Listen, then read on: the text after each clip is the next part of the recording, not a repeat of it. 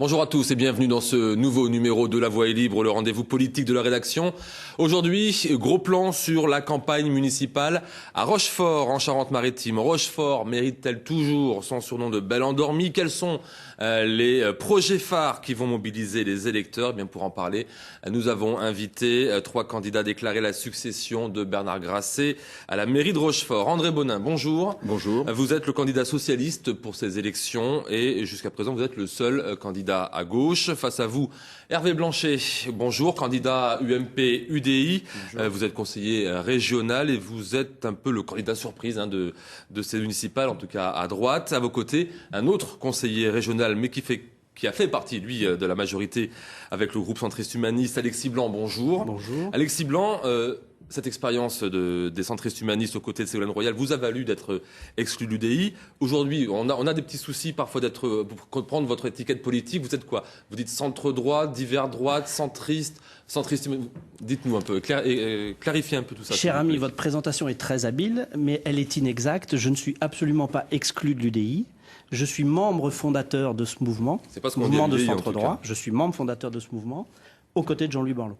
Donc aujourd'hui, je suis clairement centre-droit. Vous avez votre carte de l'UDI, là? Absolument. Très bien, à jour. Absolument, cher monsieur. Vous n'avez pas été exclu du DI. Non, votre honneur, vous faites erreur. Ça peut arriver que des journalistes fassent des erreurs, vous voyez, mais vous en complètement. André Bonin, vous avez gagné les primaires internes au PS à Rochefort, mais vous ne vous présentez pas vraiment comme l'héritier de Bernard Grasset, le maire socialiste actuel. Loin de là même, on va en parler tout à l'heure avec votre prise de position sur le dossier du super incinérateur. Le bilan Grasset, grosso modo, il ne vous plaît pas? J'assume totalement le bilan des 13 ans de la gauche à Rochefort, mais je pense que les temps ont changé. Moi, je veux exprimer, comme le dit mon slogan, une volonté pour Rochefort. C'est pas un hasard.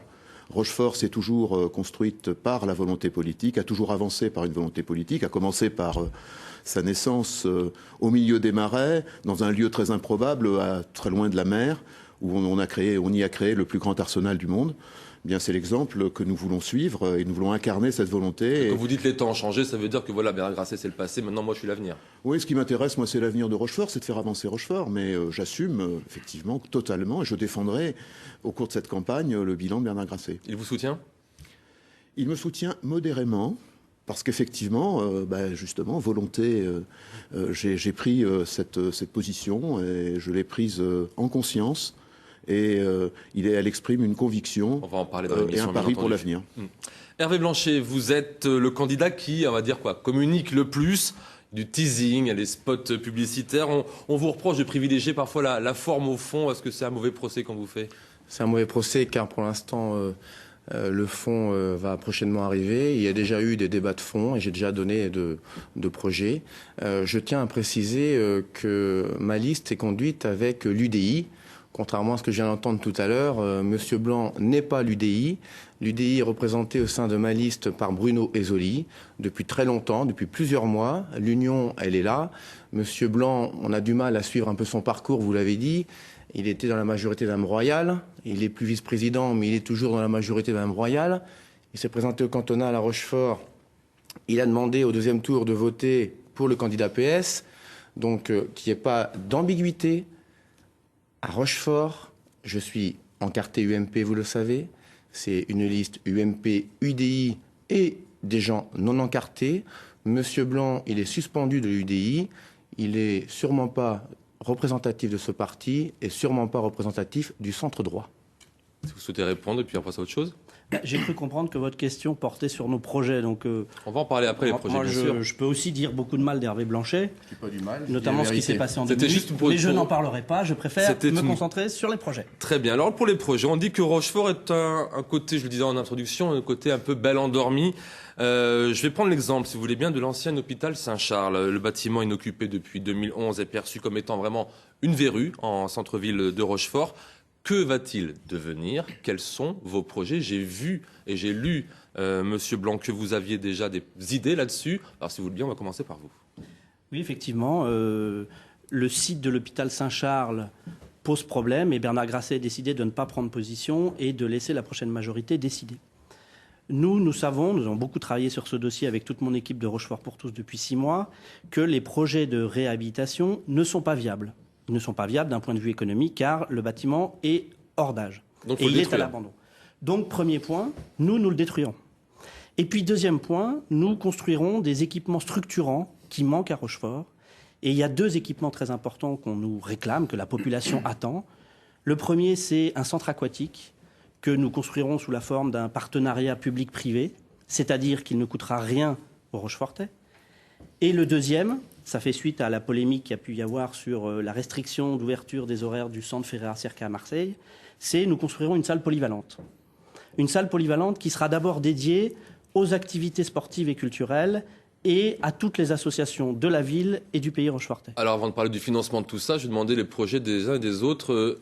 André Bonin. Écoutez, moi, pour l'instant, je suis en phase de participation citoyenne, c'est-à-dire que je tiens des forums régulièrement. Je vais en tenir un justement le 30 janvier qui portera sur l'urbanisme et l'environnement. Donc il n'y a pas d'avis tranché encore. Si, nous avons passé un an, on a tenu des tas de réunions, j'ai fait une association très active qui m'entoure, et un collectif important, mais pour l'instant, nous en sommes à dire que nous souhaitons qu'il y ait un schéma immobilier sur l'axe des anciens remparts, mais qui soit élargi en fait, qui aille de la gare SNCF jusqu'à ce qu'on appelle le Stade Rouge, pour essayer de déterminer un plan d'aménagement pour l'avenir afin de donner une lisibilité à la fois aux Rochefortais et aux investisseurs. Alors, à l'intérieur de ce schéma, il y a l'hôpital civil, mais il y a aussi l'hôpital des armées, il y a ce que je voudrais créer, c'est-à-dire un quartier thermal. Et effectivement, je reconnais, comme l'a dit M. Blanc, qu'il y a des équipements qui manquent. Ces équipements, ils seront effectivement dans ce schéma global, mais pas forcément à l'hôpital Saint-Charles. Je crois qu'il ne faut pas prendre les problèmes les uns après les autres, on l'a trop fait.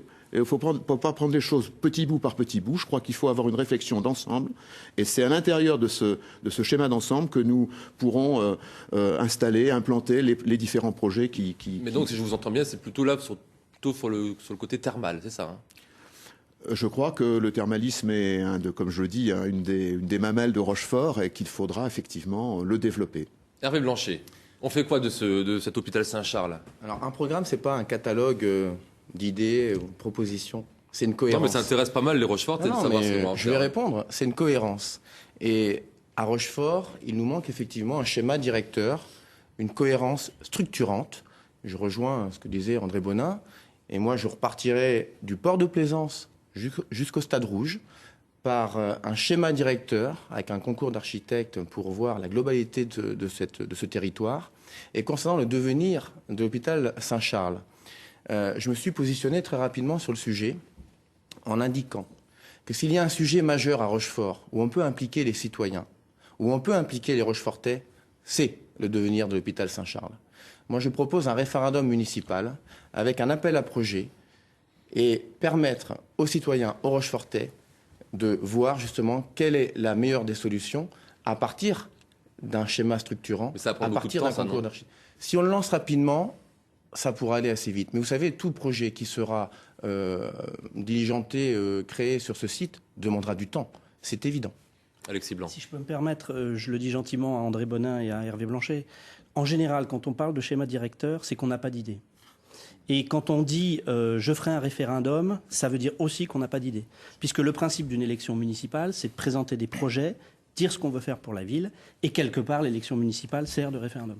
Donc moi, mon projet pour l'hôpital Saint-Charles, il est clair, je vous l'ai présenté, je pense qu'on ne peut plus attendre. Vous savez qu'il y a des coûts de gardiennage de cet hôpital qui sont de 100 000 € par an, et donc il est urgent maintenant de prendre une décision. Il faut aller vite. Alors, il faut être cohérent et réaliste. Si je m'amusais à être démagogue, comme M. Blanc, je proposerais également 3 étages pour la piscine centre aquatique qu'il propose.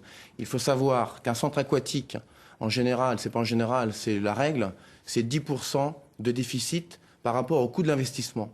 Et ce n'est pas un projet qui peut être porté par des particuliers. Vous imaginez, vous, des privés investir dans du déficit? C'est pas possible. Le centre aquatique à Rochefort, si un jour il y en a un, c'est une compétence agglomération. Avant que vous puissiez répondre, juste André Bonin, oui. Bon, je suis d'accord sur la compétence agglomération. On va arriver effectivement au financement. Ça fait partie justement des choses qu'il faudra mutualiser. Et je pense qu'une piscine, aujourd'hui, une piscine doit être intercommunale à Rochefort. Concernant le référendum, je pense que moi, j'associerai suffisamment les Rochefortais, je le fais déjà, à notre programme pour éviter d'avoir à passer par le référendum. Bon, on a tous notre opinion sur la démolition. La démolition, c'est quand même 3 millions d'euros. 3 millions d'euros. Et c'est vrai que le maire a reculé. Le maire actuel a reculé par rapport à cette démolition parce qu'il a dit on ne va pas dépenser 3 millions d'euros pour mettre un terrain vague. Donc effectivement, il faut absolument avoir cette étude de définition. Je maintiens. Je pense que ça doit se situer dans le cadre justement d'un aménagement lié au thermalisme, avec centre de remise en forme, centre de thermoludisme, d'un côté ou de l'autre, hôtel 5 étoiles et effectivement centre de conférence qui manque cruellement. Donc on a bien compris qu'il y avait une différence de timing, en tout cas dans les propositions. Très rapidement, Alexis Blanc, puisque vous avez déjà une proposition très concrète pour le coup, on finance comment? Vous dites que non, ça ne va pas augmenter les impôts. Partenariat public-privé, ça veut dire qu'il y a un échange de bons procédés. La ville prête le site pendant 30 ans. Et nous, de notre côté, on a déjà contacté 3 entreprises qui se sont montrées très intéressées. Donc oui, effectivement, ça peut être compétence agglomération, j'ai aucun souci là-dessus, mais là, on est dans du détail technique. Non, mais la question, c'est fait avec des deniers publics, et le gestionnaire, effectivement, il essaye d'équilibrer les comptes. Mais l'investissement initial, je ne vois pas très bien comment il pourrait être donnez-nous des noms d'entreprises qui ne sont pas intéressées, mais engagées. Il y a des entreprises qui sont intéressées, notamment par le fait qu'on utilisera un système géothermique qui permettra 30% de réduction des coûts de système d'exploitation. Et puis je fais toutes les réserves techniques sur ce... Allez messieurs, on va passer à autre chose. On arrive au dossier qui cristallise un peu lui aussi toutes les attentions, en tout cas à 10 semaines des élections à Rochefort. Il s'agit bien sûr du projet d'hyper-incinérateur. Alors le préfixe hyper étant ici davantage quantitatif que qualitatif. Petit rappel avec ce reportage que nous diffusions le mois dernier. On en reparle juste après avec nos 3 invités. Ça, c'est l'actuel incinérateur d'Échillais. Ici, bientôt devrait s'élever un centre multifilière de retraitement des déchets. Pour l'association Pays Rochefortais Alerte, opposante au projet, on joue sur les mots. C'est tout simplement un hyper-incinérateur qui va être construit pour accueillir les poubelles grises de Rochefort, mais aussi d'Oléron, Royan et 97 communes en tout. C'est un projet entièrement neuf, puisqu'au lieu de notre usine de 30 000 tonnes, on veut construire à la place, en détruisant celle-ci, on veut construire un incinérateur géant de 100 000 tonnes par an. Pour aller vite, on ne va pas dire 95 000, 96 000 tonnes. 3 fois plus gros. Pour l'association, le projet est cher, 82 millions d'euros, dangereux pour l'environnement et les populations. Il existe, dit-elle, des solutions alternatives déjà éprouvées, comme de renforcer la politique du tri et du recyclage, plutôt que de se lancer dans une fuite en avant. On incite les gens à ne faire aucun effort, puisqu'on leur dit on s'occupe de tout, jetez tout, on brûlera tout. Bon, c'est la solution de facilité, mais c'est une solution aberrante, qui ne va pas du tout dans le sens du progrès. C'est une solution ancienne, obsolète, que beaucoup de départements d'ailleurs ont rejetée. Le département de Charente, le département de Dordogne, pour parler de départements proches de chez nous, se refusent à construire de nouveaux incinérateurs. Pourquoi en Charente-Maritime s'obstine-t-on à construire un nouvel incinérateur ? Bernard Grasset, maire de Rochefort et président du syndicat porteur du projet Absent de France, n'a pu nous répondre sur le dossier. En attendant, l'association, elle, mobilise, réunion d'information, manifestation, pétition. Elle souhaite que les élus changent d'avis. Une enquête d'utilité publique sur la future usine doit se dérouler en cette fin d'année.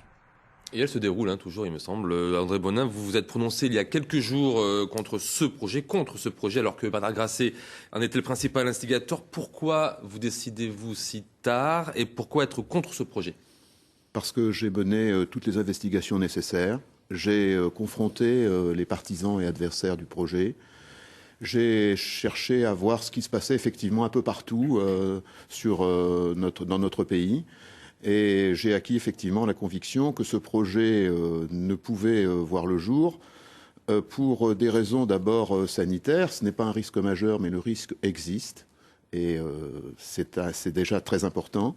Ensuite, parce qu'on ne peut pas à la fois vouloir réduire drastiquement le volume des déchets traités et en même temps construire une usine dont la capacité est en fait supérieure au volume total actuellement produit. Je crois qu'on a mis un peu la charrue avant les bœufs. Il faut d'abord que nous réduisions nos déchets, ensuite qu'on trouve les solutions. Et puis, plus généralement, l'incinération n'est pas la solution de l'avenir. D'abord parce que le traitement mécano-biologique est condamné partout dans l'Union européenne. Il n'y a plus que la France qui l'autorise, et encore pour peu de temps. Et ensuite parce que si nous sommes élus, c'est pas seulement pour gérer les affaires courantes. Effectivement, ce serait, comme l'a dit la personne interviewée, ce serait la solution de facilité d'accepter un projet ficelé, tout fait, même financé.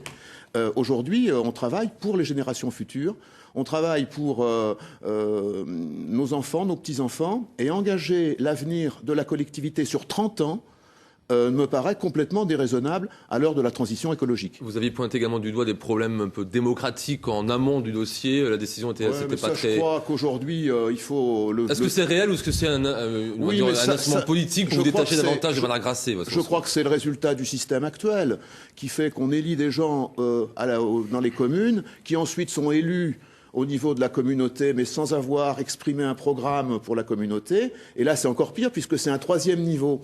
Il se trouve qu'effectivement, je me suis aperçu, et ça m'a été confirmé par les élus que j'ai rencontrés, que l'information n'était pas bien redescendue et qu'un certain nombre d'élus qui avaient peut-être même voté pour le projet, aujourd'hui, étaient un petit peu époustouflés par son ampleur, par ses conséquences pour le territoire. Tous vos colistiers sont d'accord avec vous?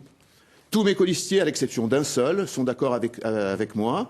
Ils m'accompagnent et je voudrais dire aussi que je suis en totale cohérence avec mes collègues socialistes du Conseil général qui demandent la remise à plat du schéma départemental de traitement des déchets, précisément en raison de l'incinération. Alors Alexis Blanc, vous, votre crainte, c'est que les déchets viennent de partout, qu'ils soient convoyés sur la Charente, sans parler du coût de cet hyper-incinérateur, c'est cela, hein? Moi, je me suis positionné très vite, très tôt et très clairement sur ce dossier. Et nous avons dit, avec mon équipe de Rochefort pour tous, que nous étions fondamentalement contre cet hyper-incinérateur pour 4 raisons.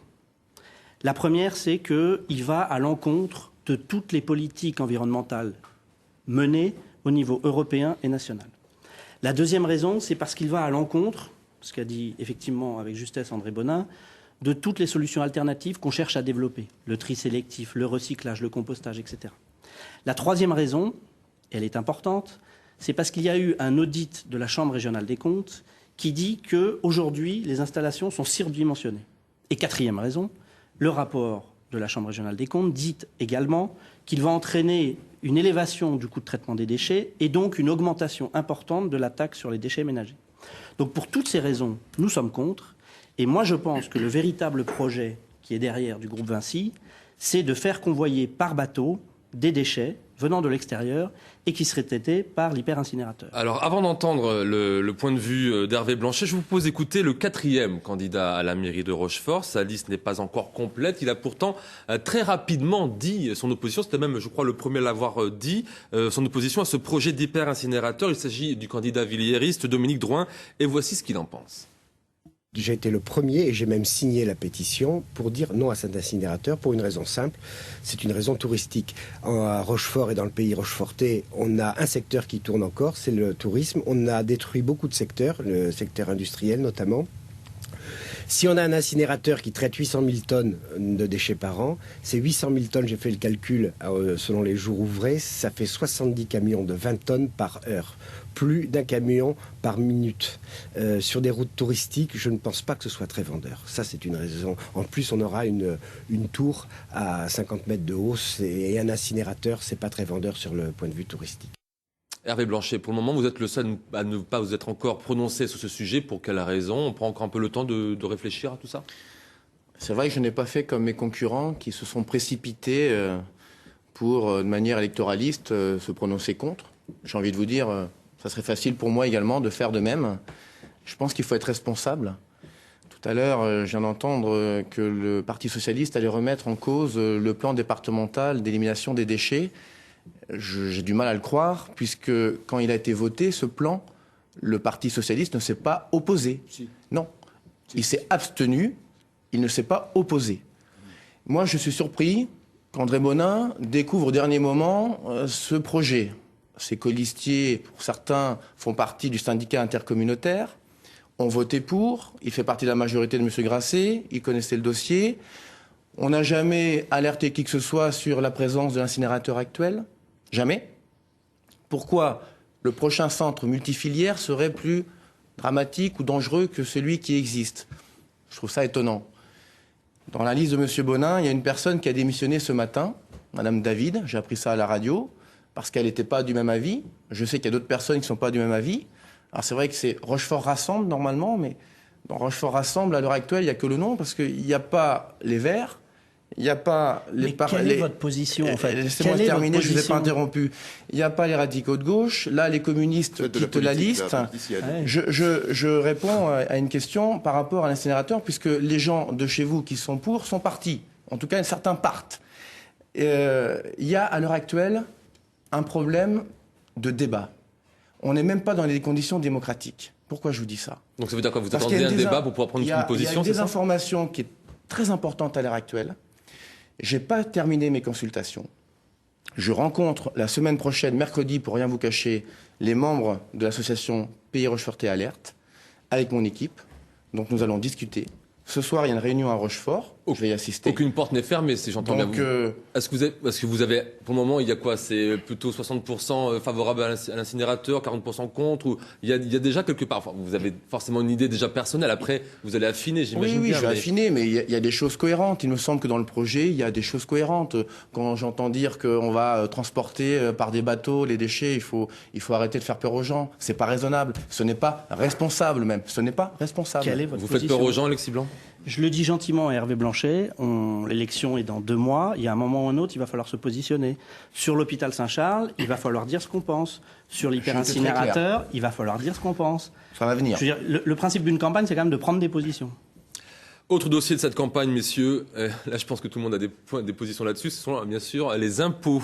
Alors là, Alexis Blanc, vous dénoncez vous dénoncez une augmentation de 80% des impôts locaux au cours des 2 derniers mandats socialistes à la mairie de Rochefort. Avant que vous puissiez peut-être un peu prolonger ça, André Bonin, vous avez vu les tracts de campagne d'Alexis Blanc? Oui, je me suis déjà expliqué là-dessus. D'ailleurs, en fait, l'augmentation des impôts n'a pas excédé des impôts qui dépendent de la ville, des décisions de la municipalité, n'a pas excédé le montant de l'inflation.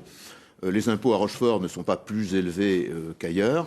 Et à Rochefort, il a été procédé à de très importants investissements par rapport justement aux villes de même importance. Et aujourd'hui, à Rochefort, nous cantonnons nos dépenses. Nous avons diminué de façon importante, ça a été démontré au dernier conseil municipal, le nombre des employés municipaux pendant les 2 mandats. La gestion est tout à fait rigoureuse.